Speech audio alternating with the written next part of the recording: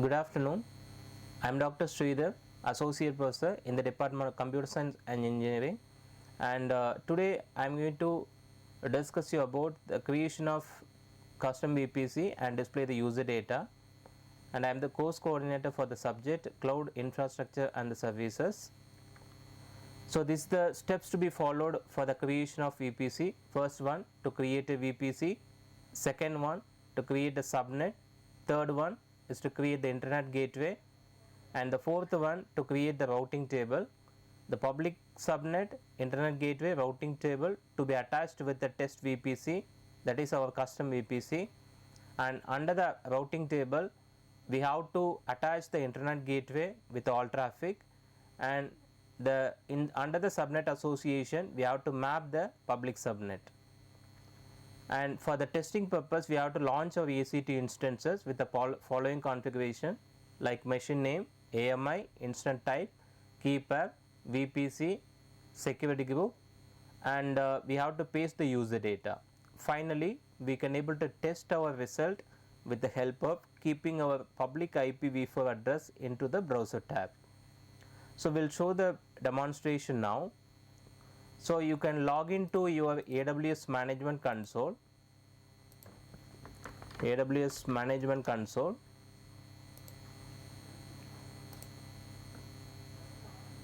So once you log into the management console, go to the service called VPC. VPC for isolate your cloud resources, and go to your VPCs. So if you want to create any new VPC, so you have to click on this create new VPC, click on this create new VPC. So for every VPC there is a default VPC for every region there is a default VPC. I am going to create a new VPC, so that is called as test VPC 1. I am keeping it as test VPC 1, that is my custom VPC. So now I need to keep here IPv4 range, that is 192.168.0.0/16,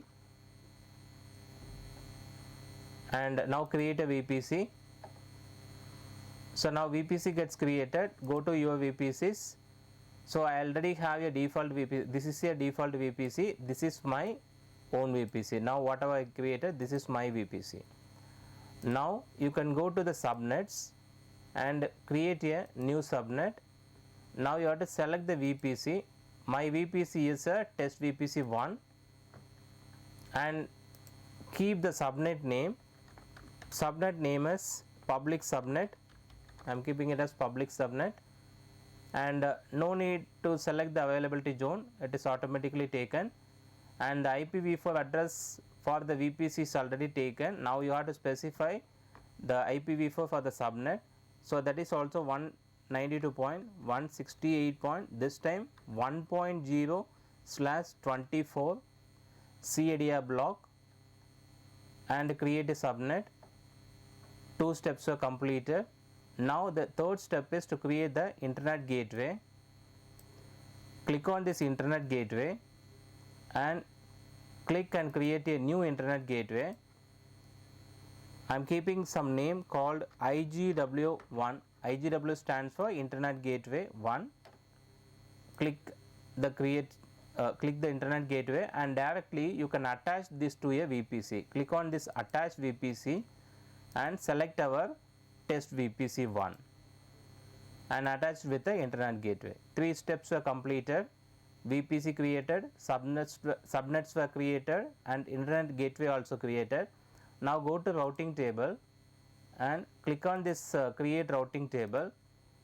I am making it as public RT1, so that is for public routing table 1, and select a VPC. This is our VPC.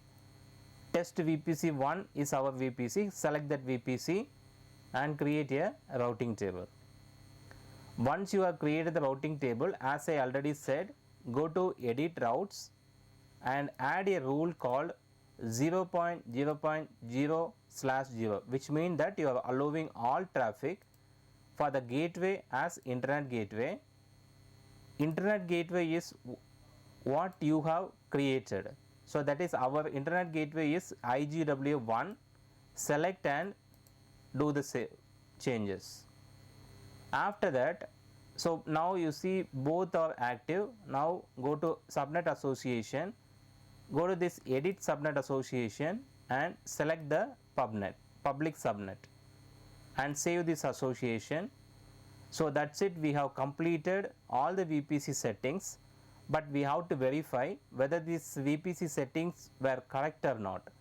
For that, we need to launch one EC2 instance and we will try to check with the user data. If the user data is rightly printing in the browser, means our settings is correct. Then now duplicate the tab and go to the service called EC2.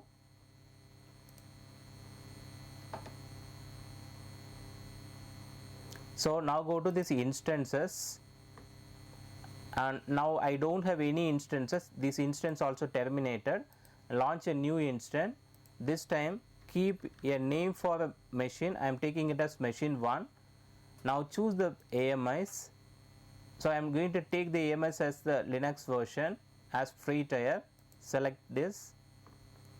Followed by the instance type is t2.micro because it comes under the free tier limits. For this exercise, keeper is not required.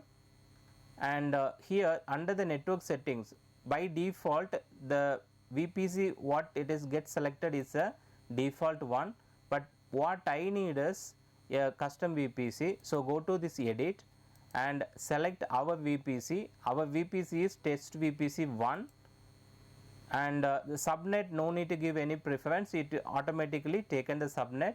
And do not forget to enable this public IPv4 address. Auto assign public IPv4 address should be enabled, followed by the security group. Security group, what we have to do is we have to define the inbound rule. Already there is a SSH inbound rule is defined. We need to define the inbound rule for HTTP and HTTPS. So click on this add security group rule and take the type as HTTPS,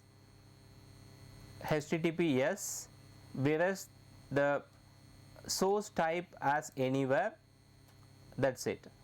And also similar to that, provide the HTTP also. Add security group rules, take the type as HTTP, whereas the source as anywhere.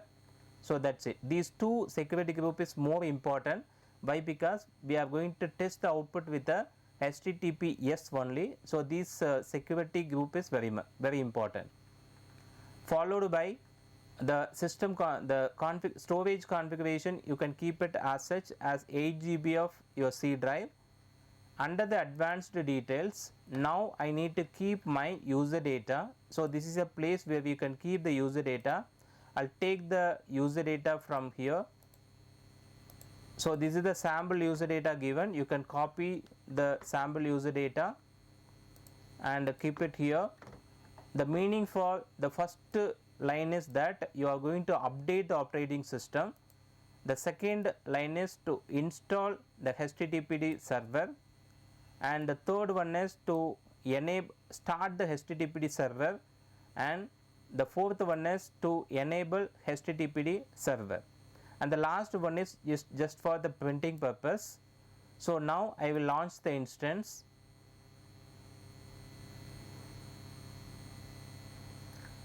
So and click on this view instance and refresh this page, and you will get the instant state as now pending, and it should move the status check from the empty dash to 2 class to checks passed. Till that time we have to wait for some time. It will take some 1 minute, 1 or 2 minutes time for the completion. So meantime I'll verify, I'll go into this instance ID. So now this is the metadata of your instance, that is it is clearly showing the IPv4 address, the private IPv4 address, and the running state, and the instance type as t2.micro. There is a public IP, auto assign public IP also enabled. This is our VPC. So this is a test VPC 1, and this is a subnet, and followed by lot of other details like the instance type then the platform details, and if you go into the security, it will show you the security group also. In the security group, we have allowed two traffic, one is HTTP, another one is HTTPS. This is clearly showing. So if I want to test whether the user data is printing or not, so let me go into the public v4 address, take a copy of the public v4 address and paste it in a browser tab and enter. So if I am getting this output, so my VPC configuration is perfect. So that's it about the today's practical session. So now we have achieved our agenda. So that is, we created a custom VPC and displayed the user data. Thank you.